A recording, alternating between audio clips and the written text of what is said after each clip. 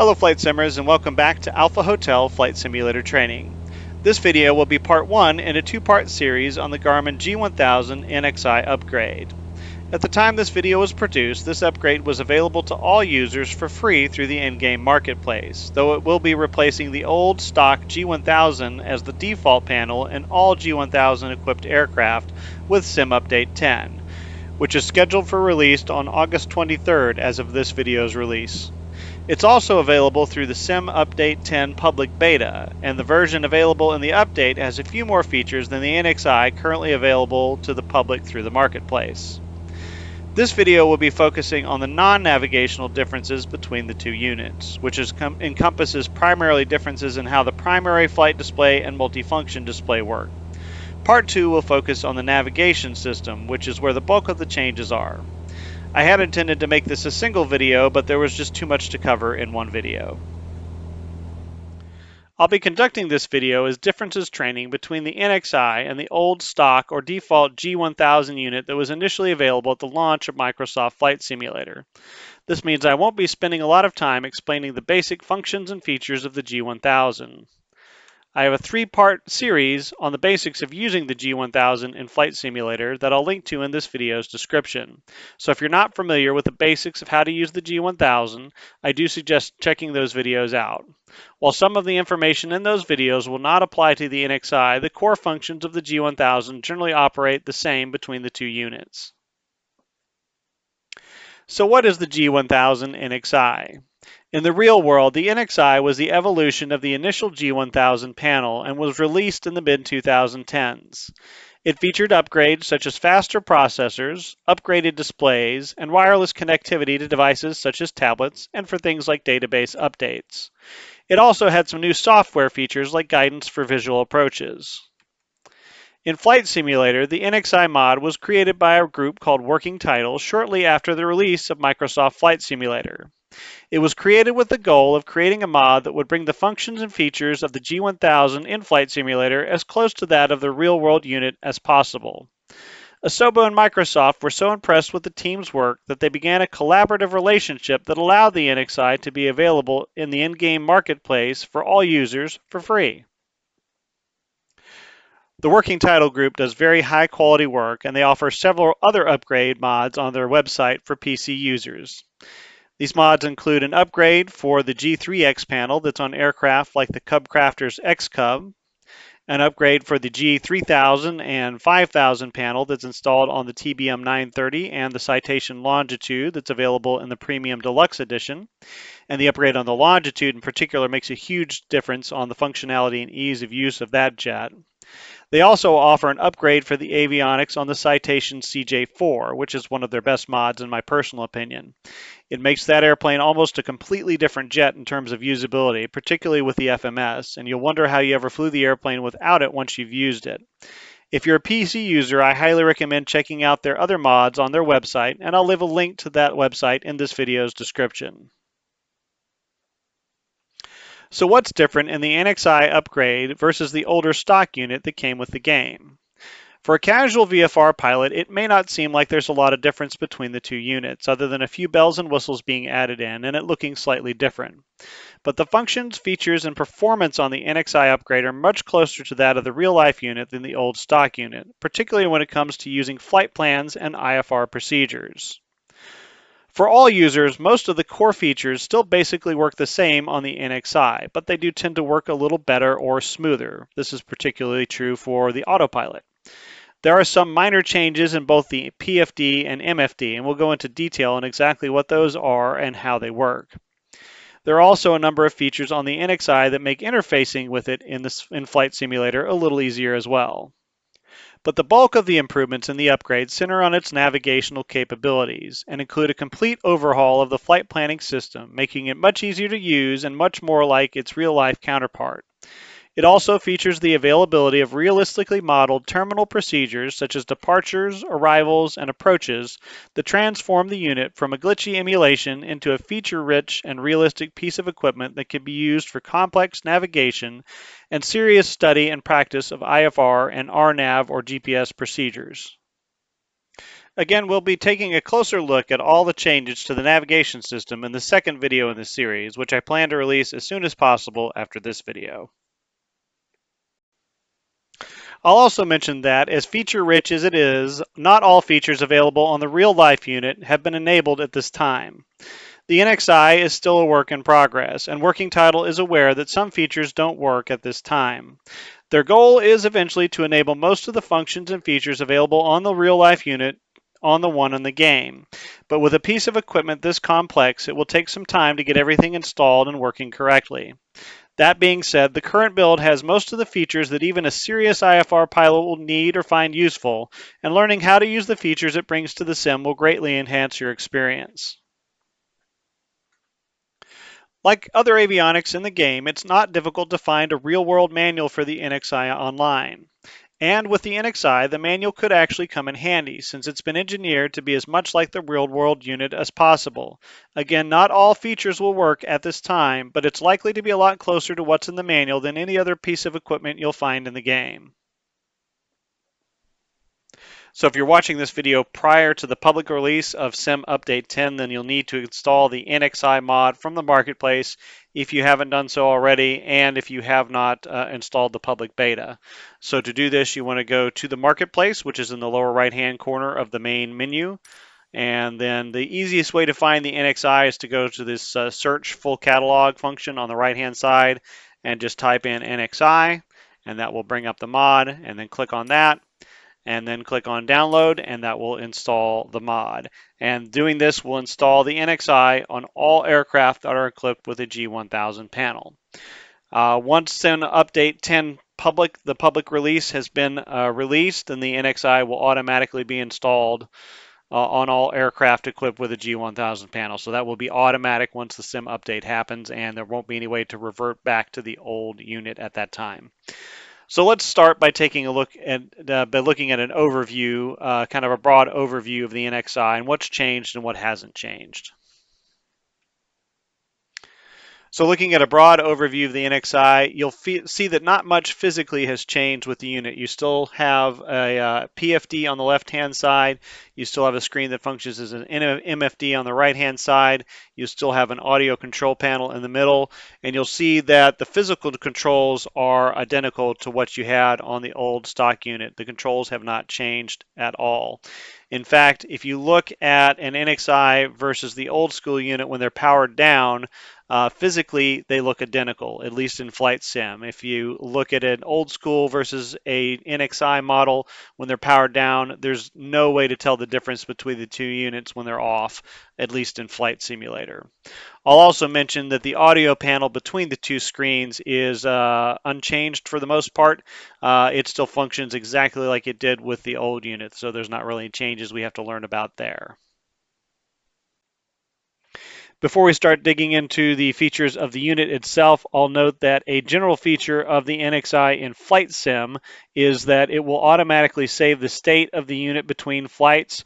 What this means is that if you come in and say set up new custom data fields on the MFD, which we can do now with this NXI mod, once you set up those custom fields, it will save those custom fields and you don't have to come back in and set it up like you want on the next flight.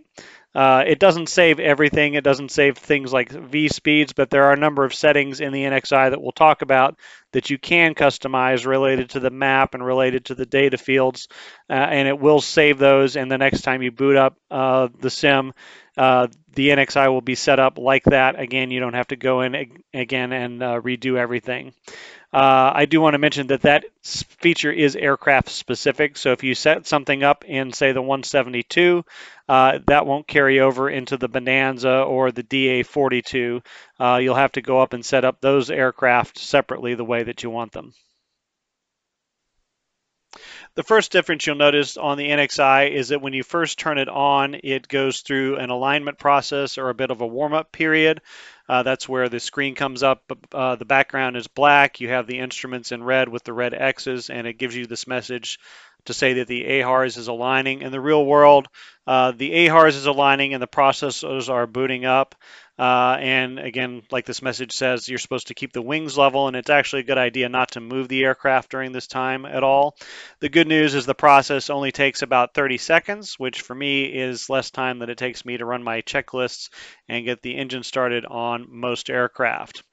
While it's going through this warm-up process, again, you'll notice that the instruments and the radio fields all have a red background with X's through them, and they're blank. They don't have any data displayed. And this is the way the instrument would actually display if it were to fail in flight or during operations. But I don't think there is a way to fail individual instruments on the G1000 in Flight Sim.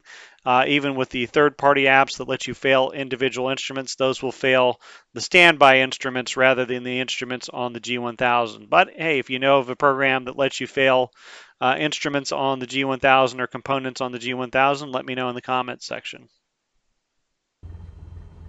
All right, so let's take a look at the PFD first and talk about what's changed and what hasn't changed.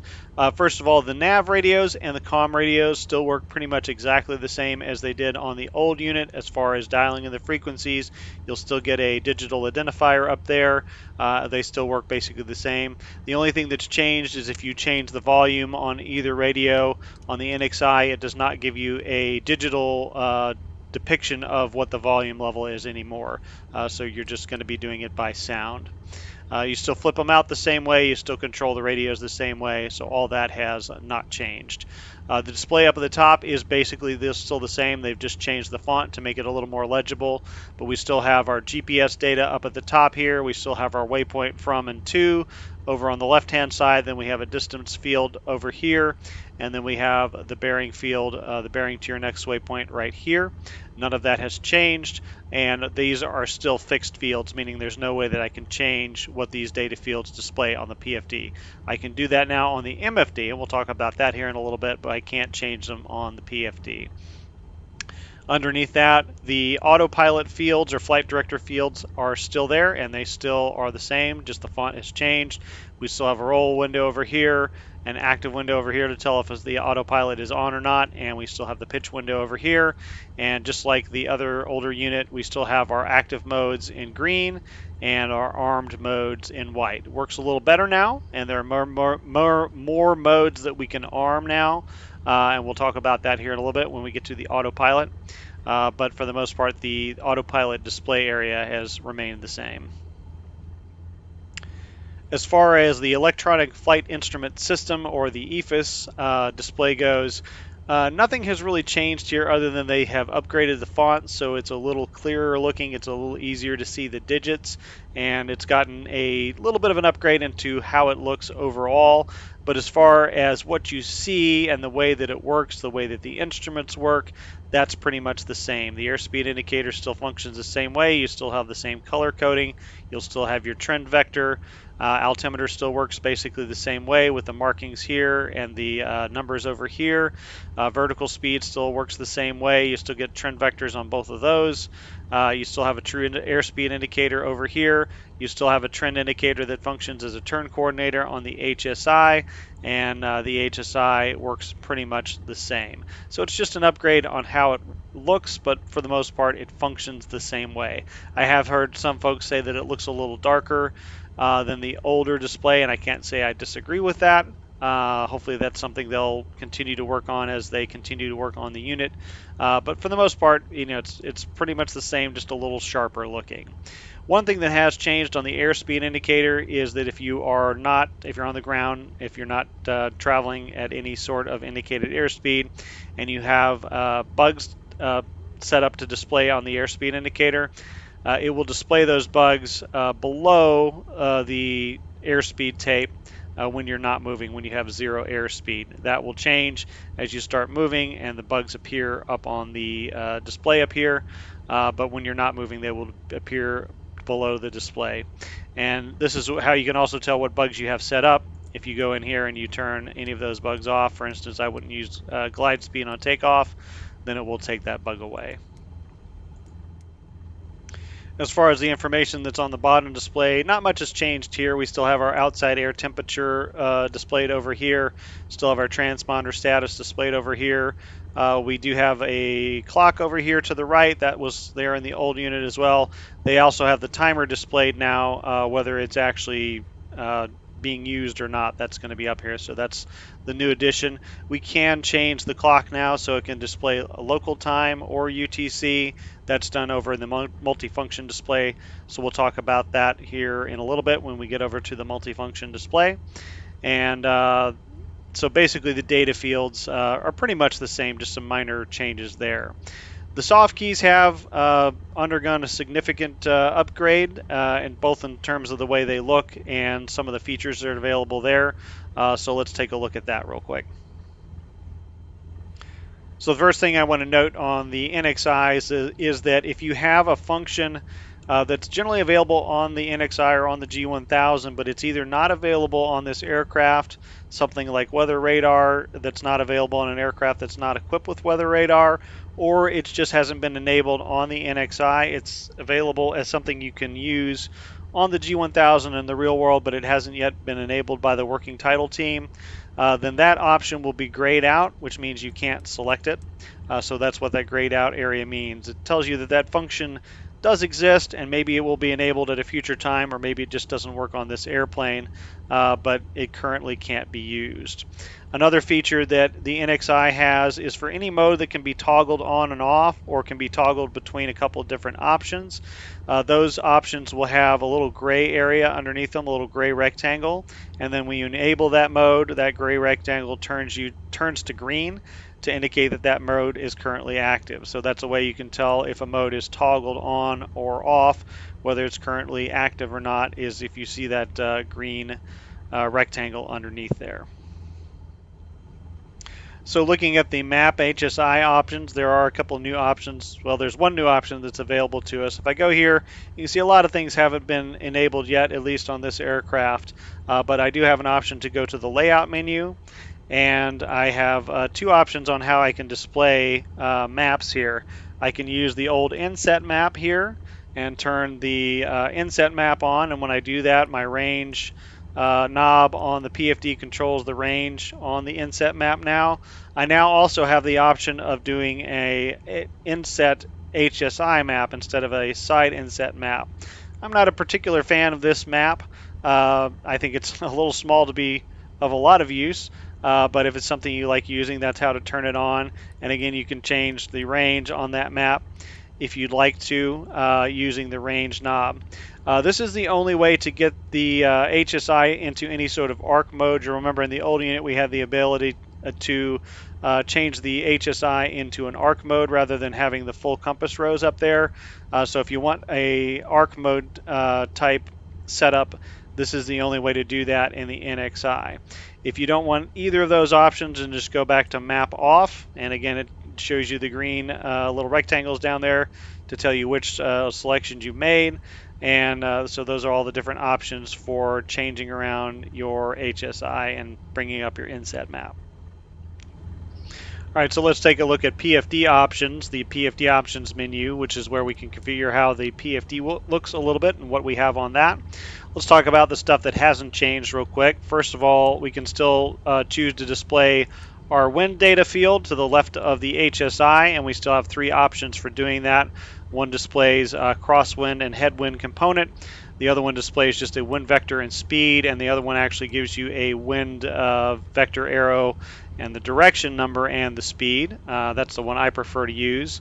One thing that has changed here is it will no longer give you the wind if you're sitting still on the ground, which is more realistic because the G1000 and most GPS units use your airspeed compared to your ground speed and then your heading and your track, and that's how a GPS calculates your wind. So if it's sitting still on the ground, it has no way of knowing where the wind is coming from or what directions it's coming from or what the velocity is. So that has been made a little more realistic now. Again, I like option 3. We'll go back here.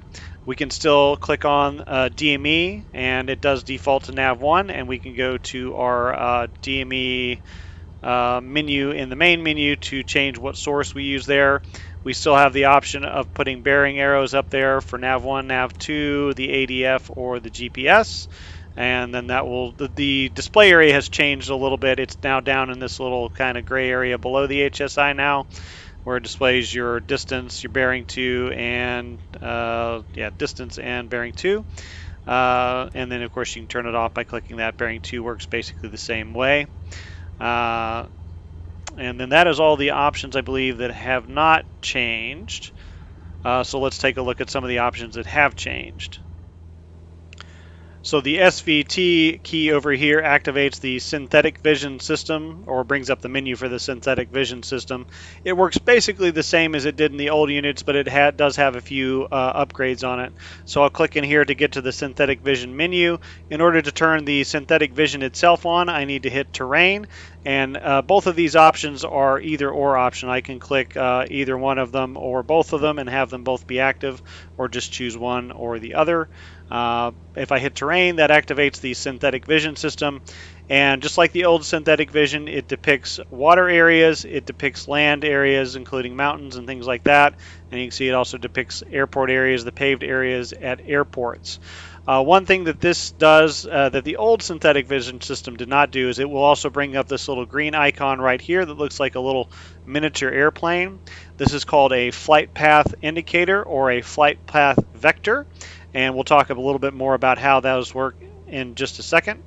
The other thing that you can do is bring up the heading labels, and all this does is it brings up the numerical values of a heading. You see there are little tick marks now on the horizon to indicate where your headings are, and just like on the attitude indicator, every 30 degrees, if you bring up this heading label, then it will bring up the numerical value for the heading, so you can actually see that on the attitude indicator. So you can see 180 is over here, and 150 is off to the left side of the airspeed indicator.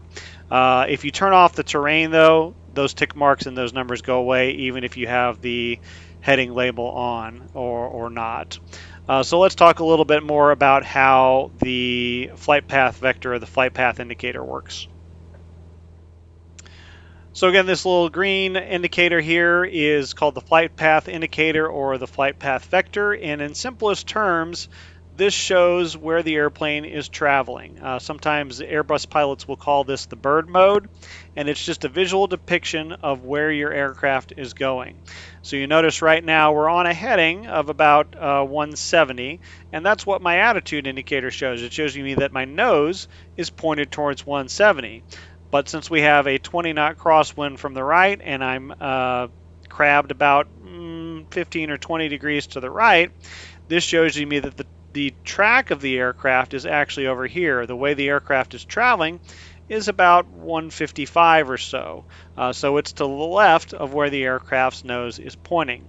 The same thing, well, let me give a little demonstration real quick. If I take off that crosswind, so I'm going to click there and drop the wind down. You'll see after it oscillates a little bit now, you can see that the flight path of the aircraft and the nose of the aircraft are pretty much aligned right now. They're going the same place because there's no wind anymore. So that's how that works for lateral modes. It also works for vertical modes. I'll put a lower altitude in here, and I'll get a vertical speed descent going of about 500 feet per minute. And then I'll bring my power back to keep the airspeed down. And you can see that my nose is pointed at about 2.5 degrees nose down. But the flight path indicator tells me vertically right now, actually it's bringing the nose back up a little bit now, but the flight path is slightly different. The flight path is about, right now, 2.5 degrees down, whereas the nose is oscillating around there. So you can actually use this if you bring the nose down just a little bit more. If you wanted to do, say, a 3-degree glide slope, you can put it just under this 2.5 degree mark, and you can tell we're just a little bit under 2.5 degrees, so we're probably about 3.5 degrees on the path downwards. So if I wanted to fly a 3-degree glide slope to, say, like an ILS, or what this is really handy for is flying to an airport where you don't have like a VASI or an electronic glide slope you can follow, you can use this to get yourself on a glide slope to fly like a 3-degree slope down. You'll see this a lot in The military jets, especially the ones that have heads-up displays, almost all of those have flight path indicators or flight path vectors. A really handy technique to use these for is if you can put this flight path indicator, basically position it so it's where you want to touch down on the runway, your aircraft is going to touch down pretty close to that point. You still have to be cognizant of things like descent rate and airspeed, but it gives you a good idea of where your aircraft is going to end up on approach. So that's how a flight path vector works. As far as the rest of our PFD options, the altitude units let me change how I want to set my altimeter setting. If I have it selected in inches, then it displays inches down here. And if I put it in HPA, that's hectopascals, which is how you typically set your altimeter in most non-US countries, most countries that are not that are metric. You set it in hectopascals, so that's how you use that. And then if you select meters, it will also display your altitude. In addition to feet, it will display your altitude, your current altitude, and your selected altitude in meters in addition to feet. There are not too many countries that use metric altimetry, but there are a few out there. So if you're in one of those countries and you'd like a more realistic way to set your altitudes, then you want to select that. And again, that's a toggle on and off. And then the standard baro is just if you have set something other than 2992 or 1013 on the baro, you just hit that button and it goes to 2992. And then if you to get it out of that, you got to go back to PFD options and put it back out of the standard baro. It doesn't actually say 2992, but that's what it's set to if you use standard baro. As far as the rest of the main level soft key features go, we have OBS mode that was available in the old stock unit as well. Again, if we toggle that on, it will let us know that it's in OBS mode. You need to be in heading before you do that. But that is kind of a neat feature. Lets you basically turn any point you're navigating to in the GPS into a VOR, and there's some cool things you can do with that. I did make a video about that. If you want to see how to use that feature, I will link that video in this video's description. I'll put it back in heading mode here. The CDI button will let you cycle between the different nav sources that you can use, so we can go between GPS, Nav1 or VOR1, Nav2. Those are the CDI sources that are available. Again, that's the same as the old system. ADF DME, same as the old system. You can select your ADF frequency and change that out. Looks like you can actually change your ADF volume level here too.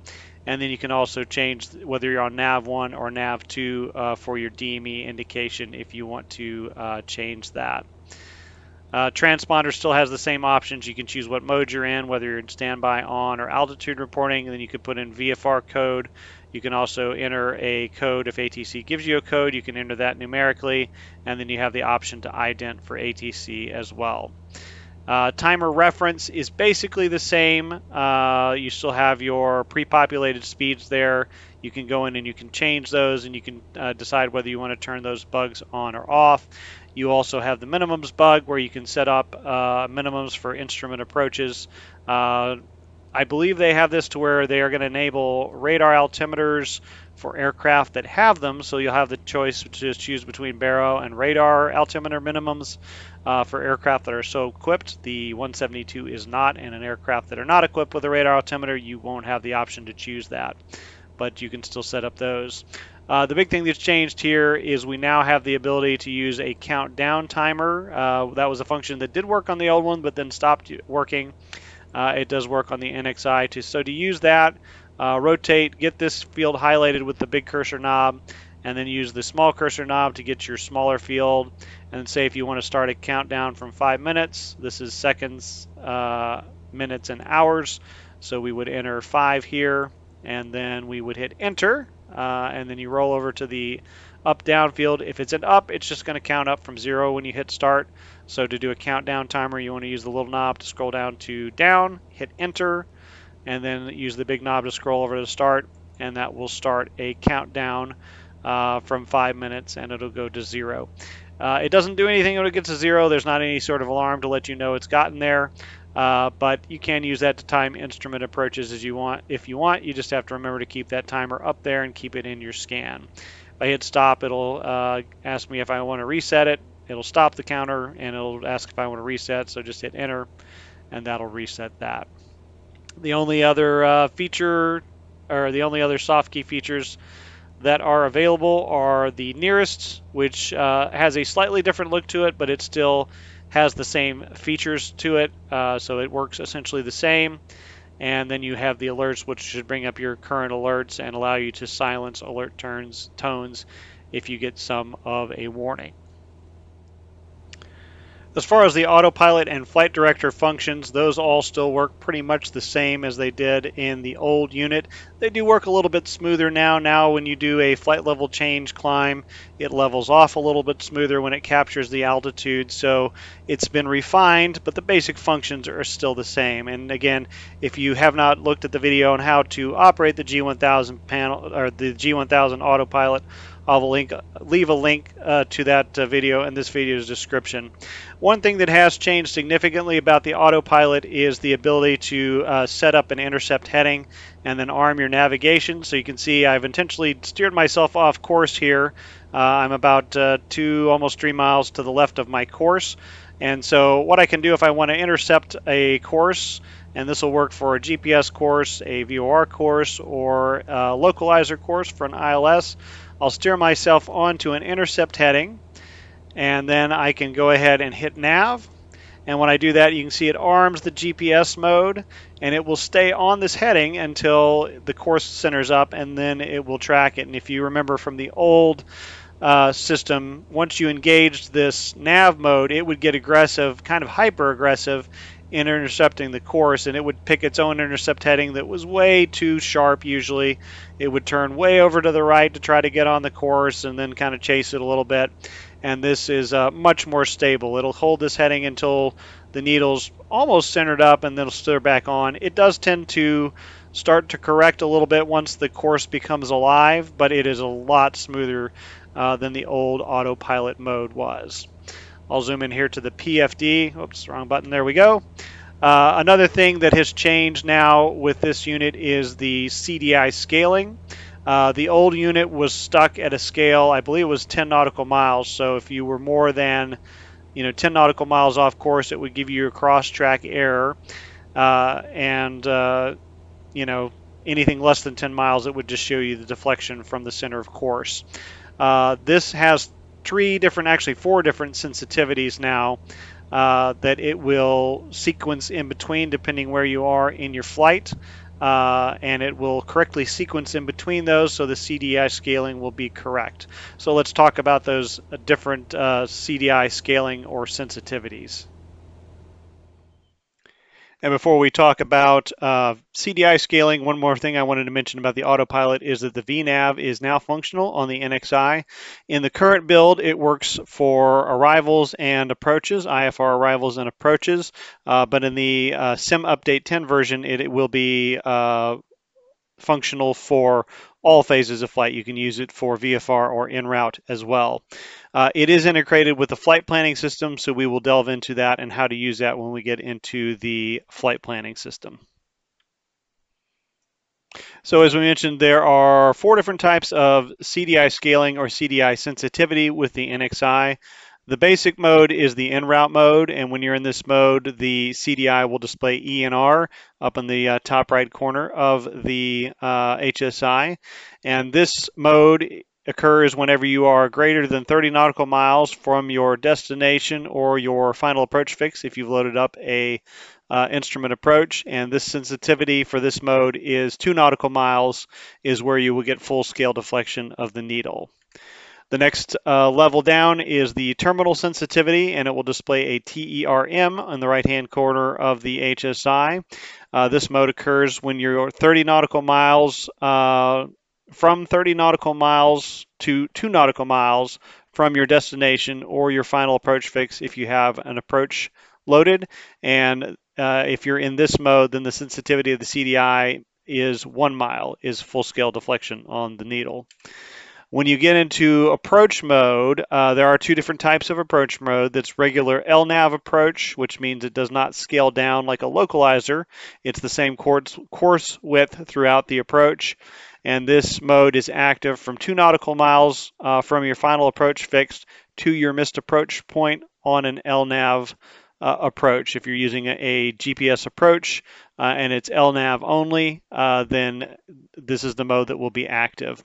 And the sensitivity on this mode is 0.3 nautical miles. So it will go full scale deflection when you are 0.3 nautical miles or more off the center of the course. And then the final mode is the LP or LPV mode. LP stands for localizer performance.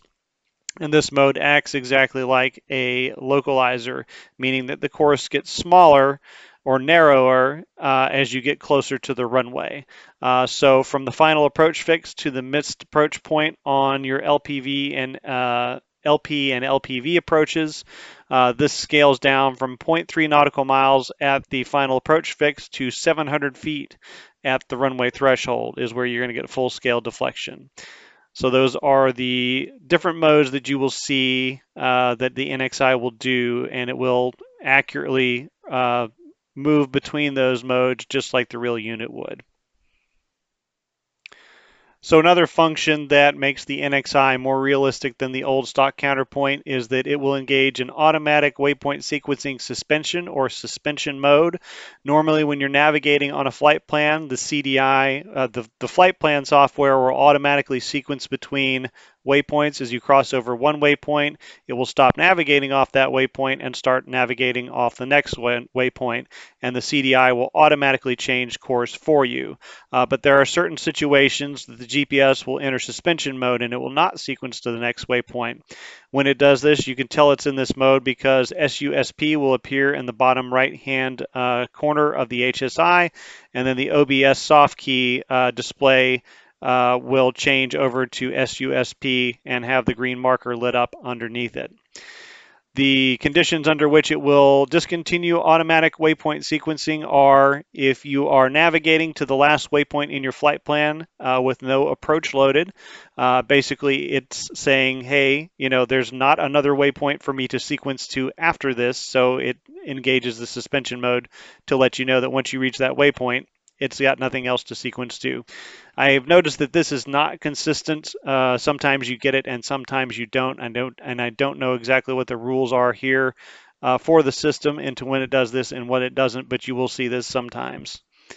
Another time that you will see it go into suspension is when you've reached the missed approach point of an instrument approach. If you loaded an instrument approach, basically the GPS doesn't know whether you're going to land and discontinue the flight or if you're going to continue on the missed approach.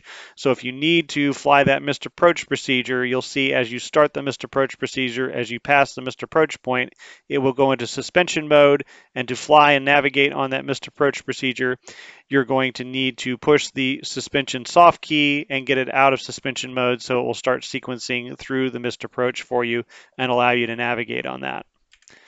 Anytime you've entered OBS mode, it enters basically suspension mode. It's really just it's OBS mode, but you have basically told the GPS that I want to navigate off of this particular point that I was just navigating to and from that point, and so it will not sequence to the next waypoint while you're in OBS mode. It does not display suspension when you're in this mode. It displays OBS instead, and of course you can resume the waypoint sequencing by just exiting OBS mode by hitting that OBS soft key, and it'll start waypoint sequencing once again. And then anytime you've programmed a hold into the GPS, once it enters that hold, it doesn't know when you wish to exit that hold. It doesn't know how many turns it should do. So once you've entered a hold, it will not sequence to the next waypoint once it hits the holding fix another time. It will continue in that hold until you manually tell it that you wish to discontinue that hold. As far as the GPS controls on the PFD, those work pretty much the same as they did in the old unit. Direct will still bring you up the direct box if you want to use that. We can now redirect to a point. So say if I wanted to recenter my course, I'm going to New Orleans lakefront right now. I can bring up the direct and hit enter, and that will send me directly to that point from my present position. So it'll recenter the CDI, so I don't have to steer back on course and then activate the nav, I can go ahead and just go directly from where I am right now, and the old unit would not do that. Menu still brings up our display brightness options there. Flight plan will still bring up a little miniature flight plan box. Procedures still let you load procedures from over here. The clear key doesn't really do anything from over here, and enter still is used to finalize your entries. So that is it for the primary flight display. Now let's move over to the multifunction display and take a look at the differences there. Before we move over to the MFD, we'll talk about the display backup button down here. I believe this functioned on the G1000, the old stock unit, and it functions pretty much the same, but we'll let you take a look at it to see what it does. Normally, you would only use this if one of your screens failed, mainly your primary flight display, and it would move everything over to the active display. But you can push it to activate the compact mode. So I'll push this here, and you see what it does is it basically combines the primary flight display and the multifunction display. So now I have all my engine instrument stuff over here on the left side of the display, and I still have my primary attitude information and EFIS stuff over here as well. So you can use this to toggle between these kind of compact displays. And you'll notice when you first boot up the system, if you go to turn on the standby battery on the 172 and then turn on the regular battery, that will not power up the multifunction display or the second screen. It will only power up the first screen, and you'll be operating in that compact display until you turn on Avionics Bus 2 and get the MFD active. But if you want to toggle that manually, that's how you do that. So taking again a broad overview of the multifunction display, again, physically nothing has changed. All the controls are the same. They're all located in the same place, and for the most part, they do the same things. Looking at the actual display, you can see that there's been an overall change in the font that's used, the size of the font that's used. Generally, things are going to be a little bit larger, a little easier to read. So that's a nice setup. As far as the individual display areas go, we still have the same nav and comm radio display area, and the controls for that work essentially the same as they did in the old unit. We just don't have the ability to display the volume level anymore. The engine instrument indications are all in the same place and look roughly the same. We do have some more options on what we display there and how that works, and we do have a few more features, and we'll get into that here in just a little bit. We do have an upgraded navigation display area up at the top here. This has 4 data fields, and these are now customizable, so I can choose what goes in there, and we'll talk more about how to do that here in just a little bit. And then the overall map has been greatly improved. We now have airspace displayed. We now have airports displayed. The terrain is still there, but it's improved in the way it's displayed. And we have a lot of customization choices on the map to display what's on here and what's not. We can make those choices now, and we'll talk more about how to do that here in a little bit. We also have more control of the orientation of the map. Right now it displays the orientation of the top left field, and I've got it set up in a north-up configuration, which is my personal preference, but you can go in and change it to track up, and then there's a couple of different options there as well. So let's dig in a little more to some of the ways we can customize the multifunction display.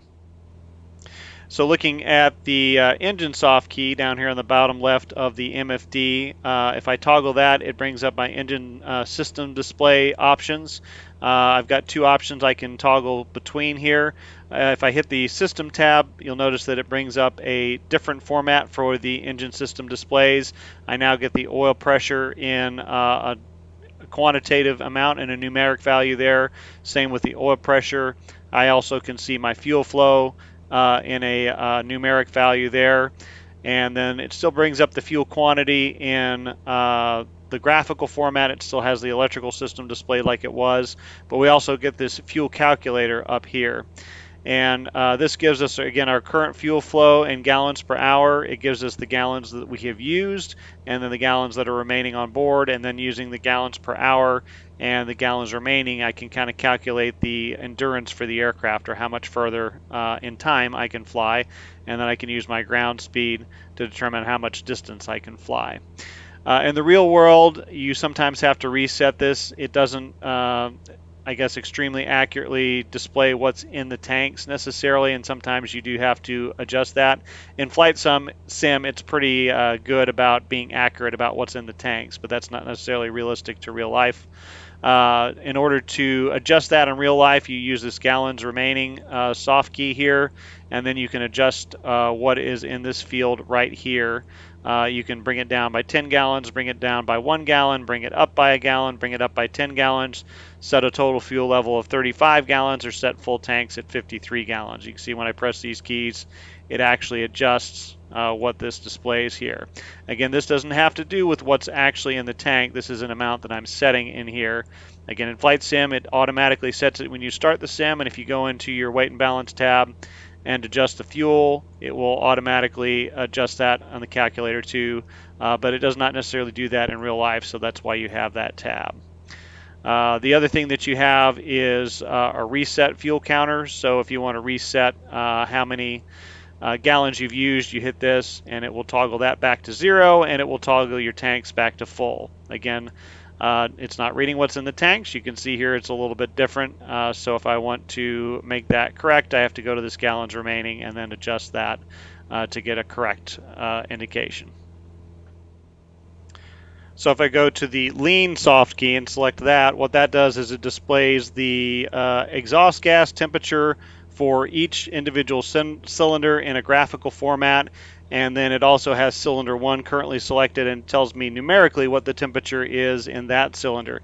It also does the same thing for the cylinder head temperatures. Those are the two places you can measure temperatures in your cylinders, is where the exhaust gas comes out of them, and then at the top of the cylinder head.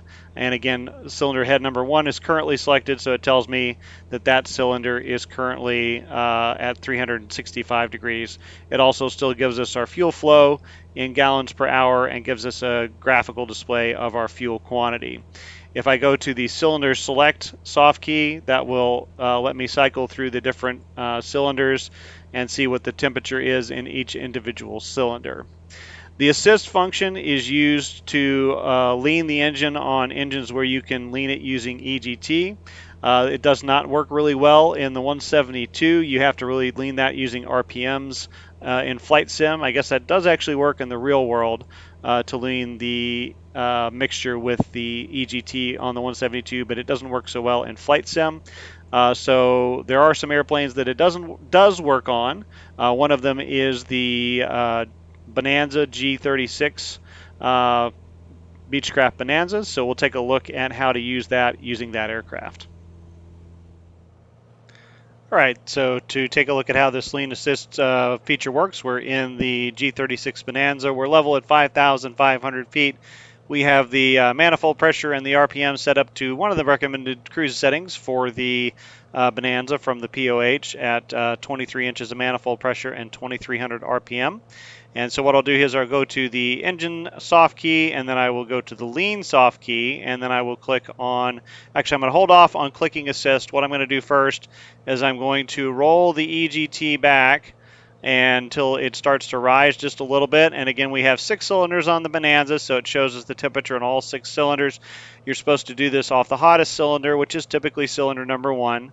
So I'll watch this. It's got the digital readout of what the temperature is in cylinder number 1 at 1095. So I'll just start leaning it until the temperature starts coming up just a little bit. Okay, so there it went up to 1100. Now I'm going to hit the assist key, and it brings up this little peak value here. And you'll see what it does is as I lean it and it gets hotter, it's going to mark where the peak EGT occurs. So I'll keep pulling back the mixture, let the temperature go up. And then when the temperature starts dropping, after I hit peak EGT, it will mark it for me. So it looks like 1200 was my peak EGT. And then it tells me at my current setting, I'm about a negative 4 degrees off of a peak EGT, and then a Bonanza manual says to either lean at 20 degrees rich of peak or 20 degrees lean of peak. That's a big debate in general aviation of which one you should do. I personally like running it a little rich of peak, so I'm going to just bring the mixture forward a little bit. And as I do that, the temperature starts to come down. I get that indication down here of how far off of peak temperature I am. So I'll keep leaning it, and it's hard to get it precise with the mouse wheel here in Flight Simulator. I'll actually grab the handle here, and you can see now it says I'm 21 degrees off of peak, and that makes sense. 1180 is 20 degrees less than is 1200 degrees. So that's how you can use this assist feature to lean the engine.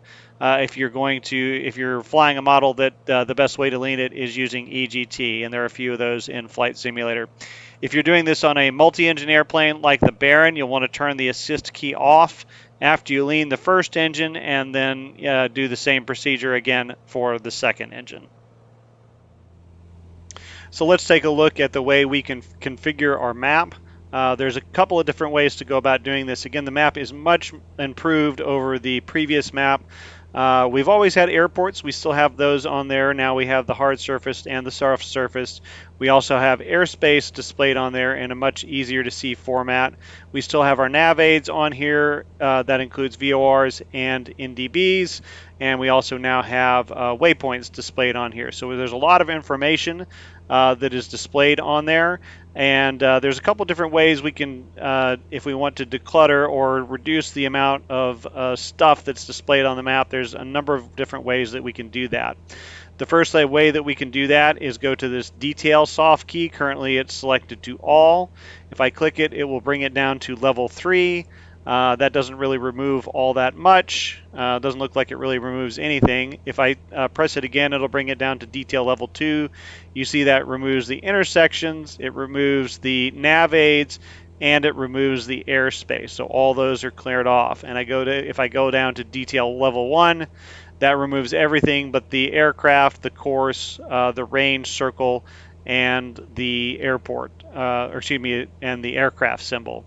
So that's all that's left at detail level 1. Click it again, that brings me back to a detail level of all. So we'll take a look at our map options soft key over here that gives us some other configuration options for the map. And the first option we have on the far left is traffic.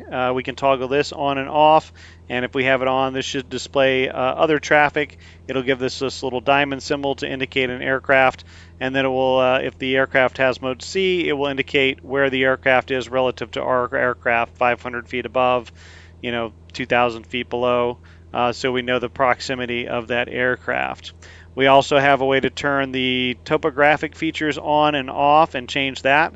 It defaults to the topographic map beam on, which means you're going to get a color display of how high the terrain is around you relative to mean sea level. And if you want to know what the different colors mean, you can pop up this legend soft key and it will tell you that anything that is below sea level will appear as a lighter green. If it's 0 to 500 feet MSL, it will appear as a darker green. If it's between 500 and 2,000 feet MSL, it will appear as a lighter yellow, and it goes on through darker shades all the way up to 10,000 feet, and then if it's higher than that, you get a bit of a gray shading. And you can see here, if I dial out the range here, I can see the terrain that's over in west and central Arkansas up there, where they have some kind of mountainous terrain. We can see that on the topographic map.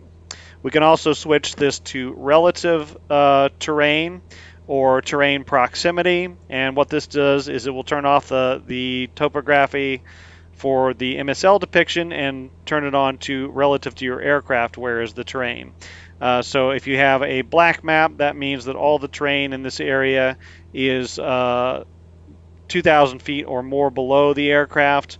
If it turns green, that means that the terrain is within 2,000 feet, but more than 1,000 feet away from the aircraft.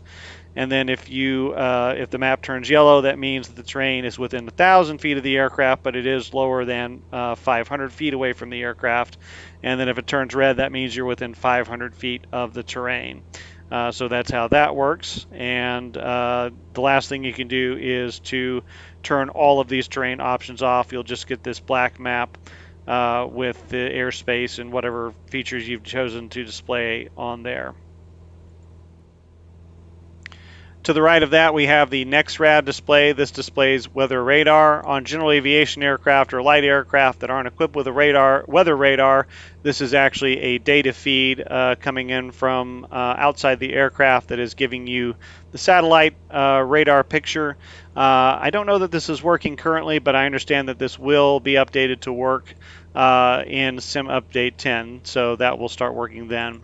We do have a couple of options that are currently not active with the inset, the airways, to being able to toggle those on and off, being able to see XM lightning data or see lightning strikes, and then being able to see METARs, which also comes in from the XM data feed. So those options currently don't work.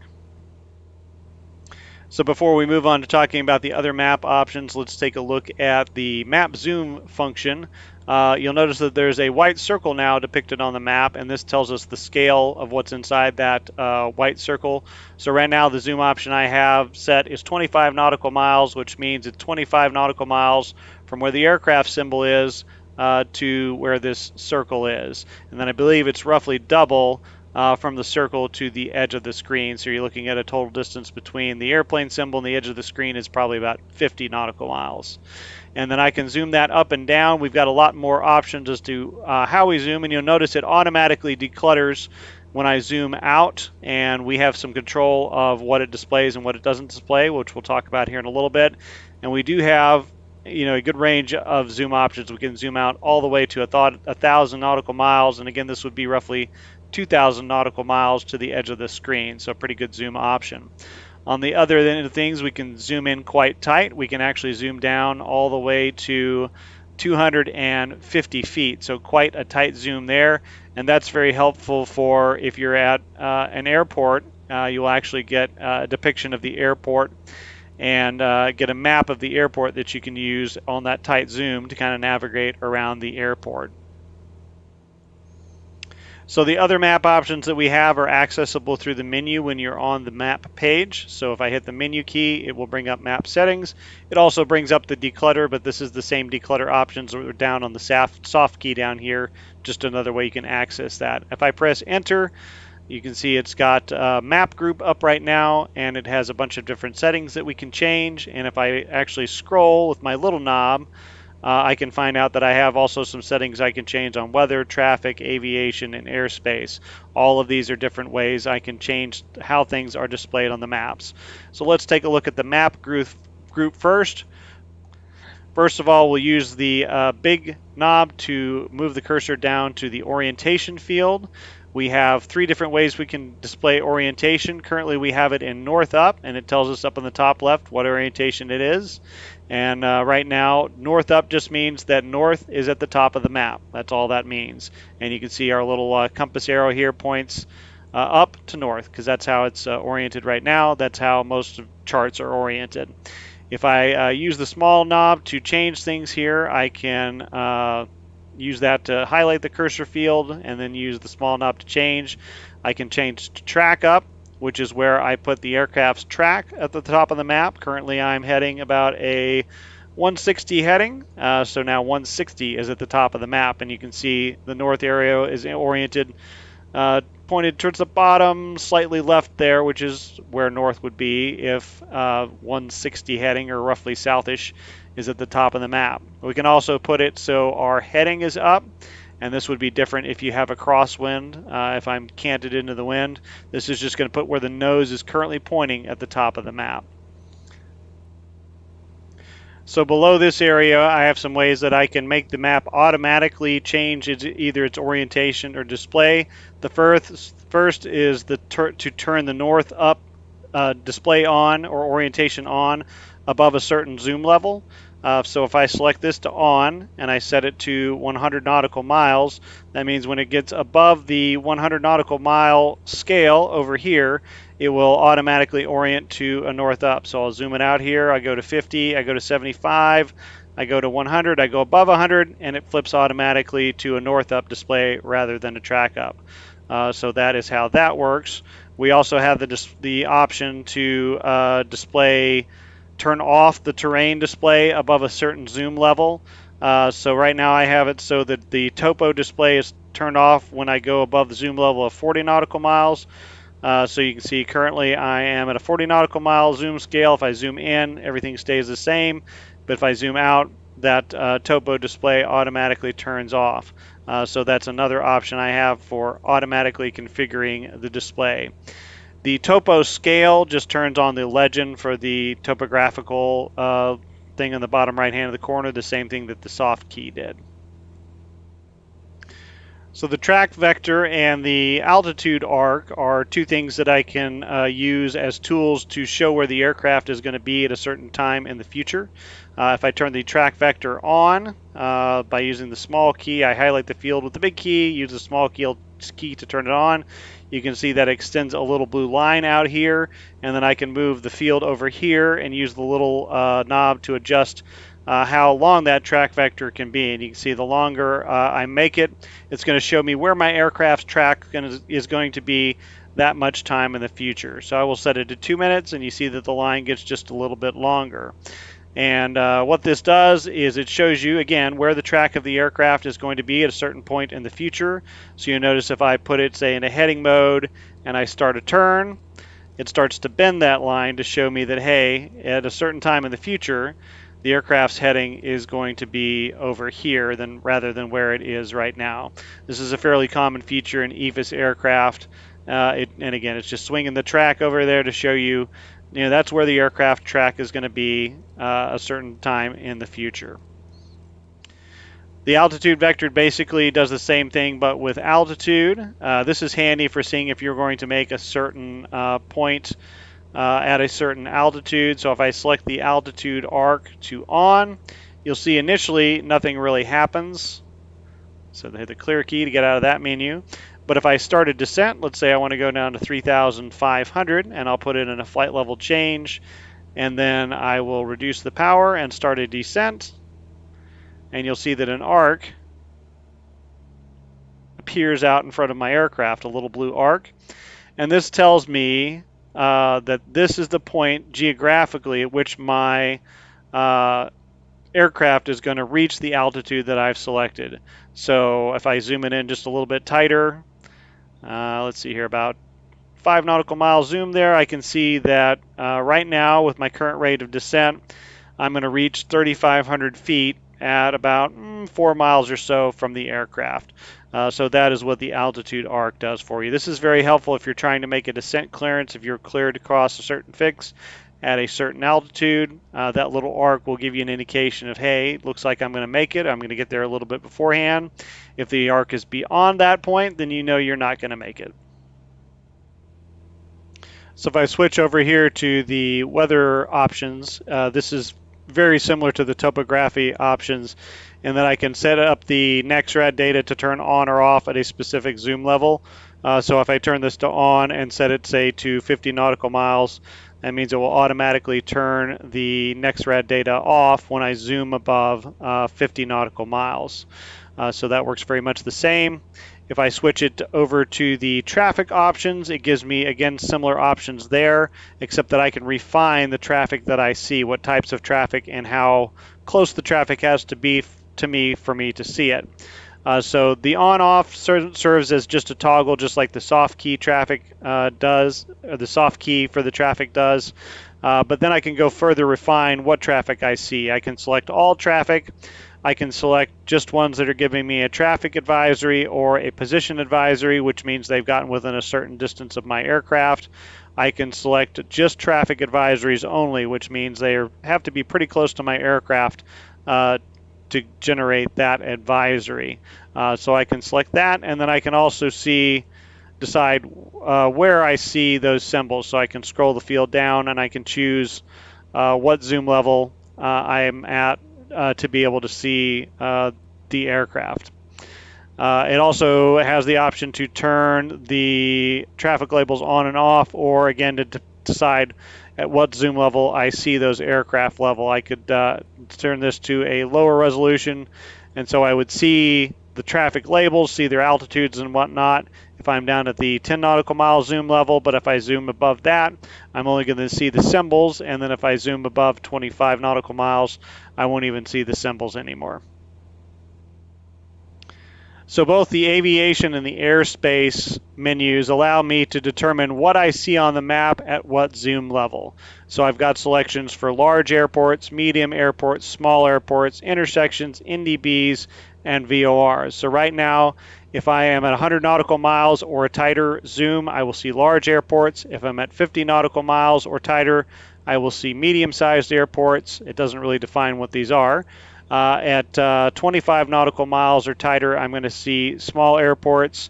25 nautical miles, I'll see the intersections or the waypoints displayed. At 25 nautical miles for the NDBs, and then 50 nautical miles or tighter, I will see the VORs. The same thing holds true for airspace. If I go in here, I can decide where I want to see Class B airspace, Class C airspace, Class D airspace, any sort of restricted area, any sort of MOA, and any sort of ADIS or other type of restricted airspace. And if I go out here and if I zoom down to the 25 nautical mile, you see the intersections pop up, the small airports pop up, and then if I zoom out, you'll see that the smaller airports and the intersections disappear, but I still have the larger airports and the VORs on here.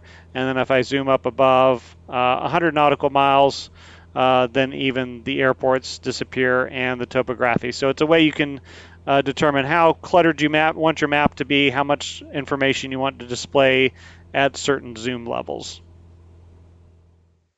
So moving away from the moving map and looking at the other features that are available to us, just like the old stock unit, there are several pages that are available to us on the multifunction display beside the map, and there are sub-pages available in each of those page selections. We use the large knob to navigate between pages, and the pages that are available display at this little black box that pops up in the bottom right-hand corner.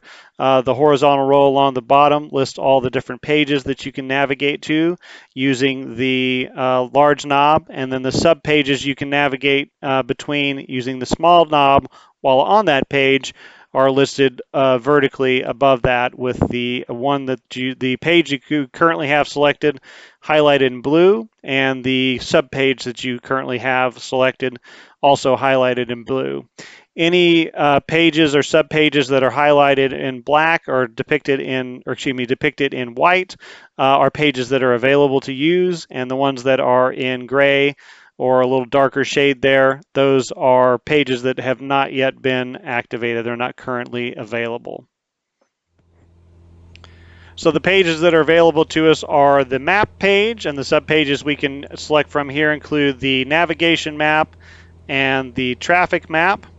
The next page that's available is the waypoint page, and this is where we can enter information about an airport, a fixer, VOR, and get information about that station or airport.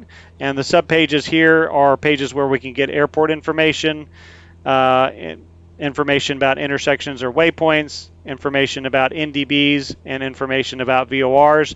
This works basically the same as it did in the old unit. We also have the aux page. This is where we can set up a bunch of the different preferences in the G1000 NXI, and we'll come back and talk about this in a little more detail in here in just a little bit. And then in the flight plan page, this is where you do your flight plans. You can also access this by hitting the flight plan key, and that will bring you to the same place. And then the last page is the nearest page, which is where we can see the nearest airports. And then the sub-pages we have here are the nearest airports, nearest intersections, nearest NDBs, and nearest VORs. And again, this works pretty much the same as it did on the old stock unit. So looking at the aux page, there are a bunch of different features that we can change the settings of those features on this page. The most important is this is where we set up our data fields for the navigation data that's presented at the top of the multifunction display. But some of the other things we can do is we can change around the clock, what the clock on the PFD displays. We can change it to UTC. We can make it display Zulu time. We can make it display local time in 24 hours. We can make it display local time in a 12-hour format. The only drawback is that if you set it up to local time, you then have to set up your time offset from Zulu. So like if you're in the Eastern time zone during standard time, you need to move it to -5 hours, I believe. And then if you change time zones, you have to come back in and change this again or it won't be accurate. So I tend to leave it set to UTZ just so I don't have to come in and change things around all the time if I'm crossing time zones. But if you want to use that to display local time, you can do that. Anything that is displayed in white is something that you can't currently change, whereas things that are displayed on blue are things that you can change. You can do things such as changing your nav angle from magnetic to true. You can also change your distance from nautical to metric. You can change what your altitude and vertical speed are displayed in. Some of these don't seem to work. For instance, if I put altitude and vertical speed into meters, it doesn't really seem to do anything. I think this is probably for the FMS rather than the primary flight display in here. And then we can change our temperature from Celsius to Fahrenheit. So we'll do that, and I believe that will actually, yeah, it does actually change the outside air temperature gauge over there. So some of these seem to work, and some of them don't seem to work so well.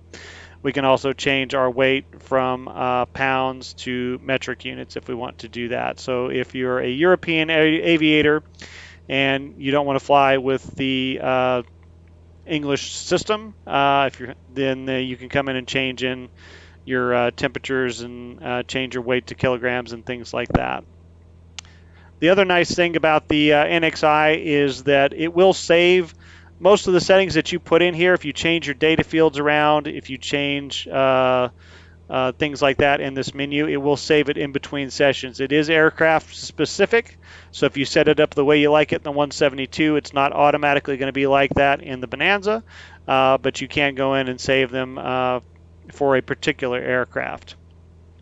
So let's look at the data fields. First, let's look at how to change the data fields.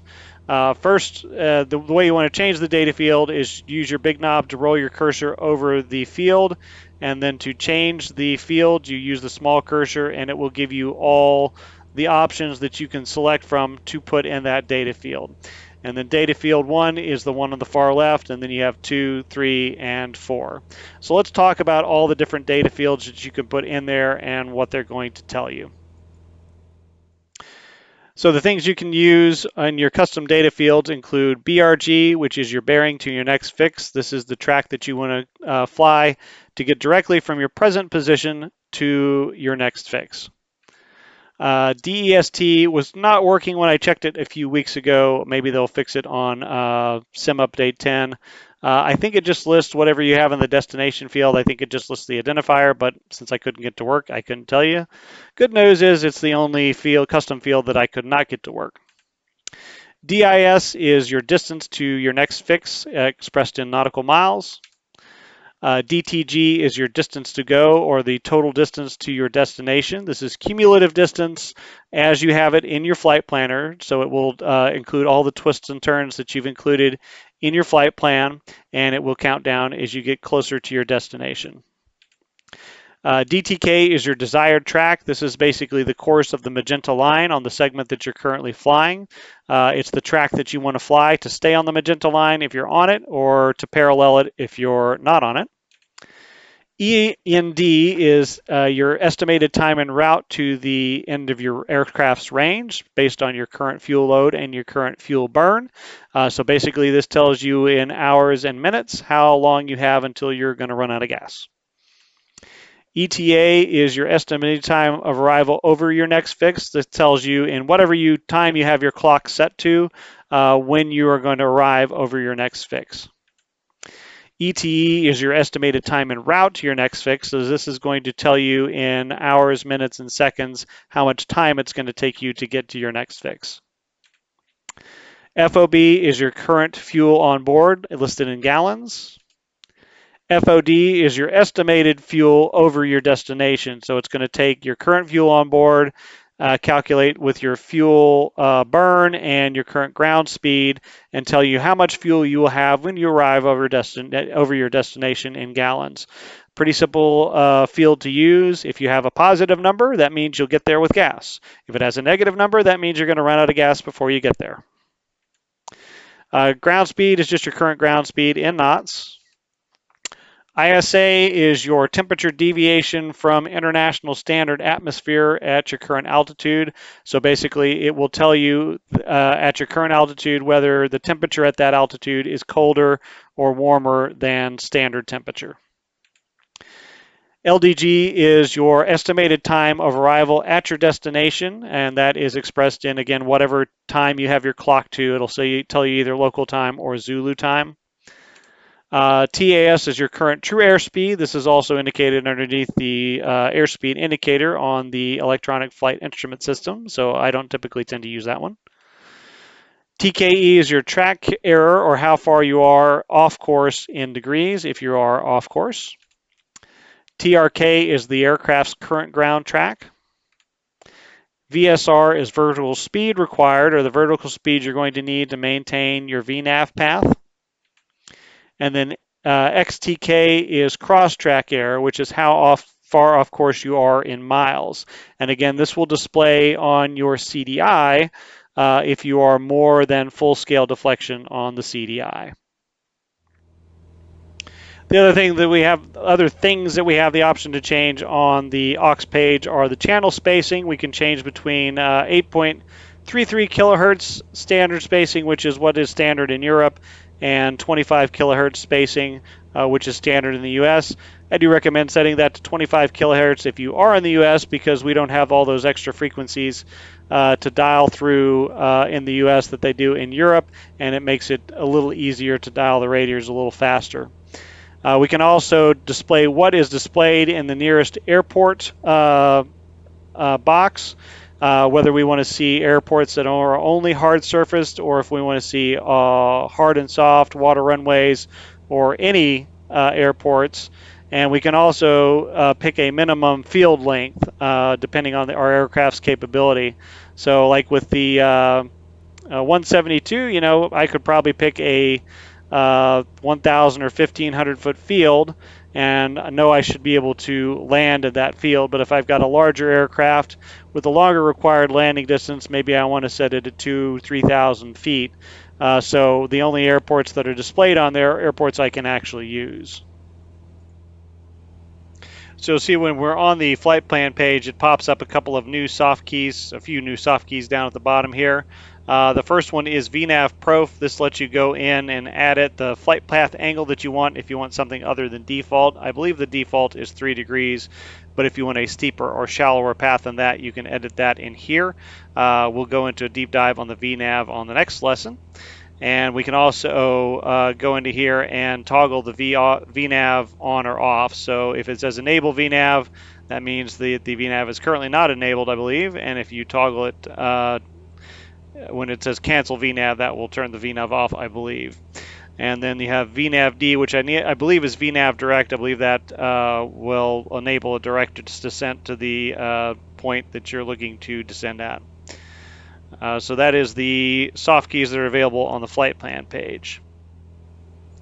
As we mentioned earlier, if you're on the nearest page, you do have several sub-pages: airports, intersections, NDBs, and VORs, and then we do have several new soft keys that pop up at the bottom for this page as well. What these are for is for moving the cursor between the different fields. You can't move the cursor using the large knob. It will just move it within that field.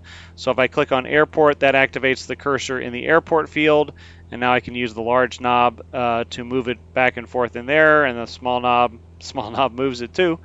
If I want to go to runways and find out what the runways are at that particular field, if there were multiple runways, I can use the small knob to change between the runways and get information about that.